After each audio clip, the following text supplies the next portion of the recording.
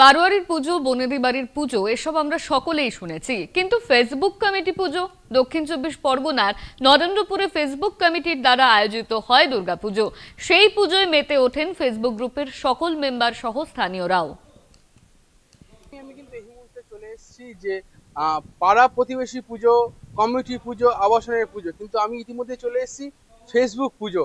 আমি ক্যামেরা পার্সনে আমার জাহেদকে দেখাতে বলবো যে ফেসবুক পুজো, যেটা ফেসবুক দুর্গা পুজো, যেটা গত 8 বছর ধরে হয়ে আসছে এবং কলকাতার বিভিন্ন জায়গায় কিন্তু এই ফেসবুক যে গ্রুপ, সেই গ্রুপের কিন্তু দুর্গাপুজো হয়ে আসছে। কিন্তু এই নরেন্দ্রপুরে এই বেশ কয়েকটি বছর ধরে এই নরেন্দ্রপুরে কিন্তু এই ফেসবুক দুর্গাপুজো হয়ে আসছে এবং এখানে যে ফেসবুকের বন্ধু বান্ধব যে গ্রুপে আছে, সেই গ্রুপে কিন্তু বন্ধু বান্ধবরা একসঙ্গে কিন্তু এই পুজোটি করেন।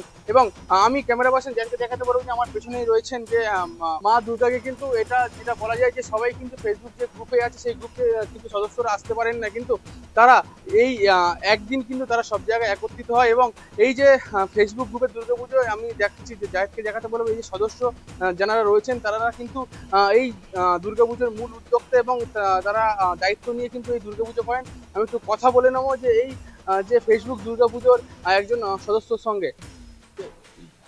দিদি, এই যে দুর্গাপুজো, ফেসবুক দুর্গাপুজো, এটা মাথায় এলো কিভাবে? আমরা একটা জায়গা থেকে ফিরছিলাম কিছু বন্ধুরা মিলে।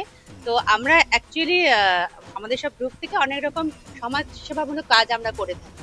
তো আমরা তখন ভাবলাম যে আমরা যদি গণবিবাহ করি, আমরা ব্লাড ডোনেশন ক্যাম্প করি, তো এইসব কাজের পাশাপাশি একবার পুজো করি। আমরা যেহেতু বাঙালি, আমাদের মাথার মধ্যে মায়ের ভাবনা সবসময় থাকে।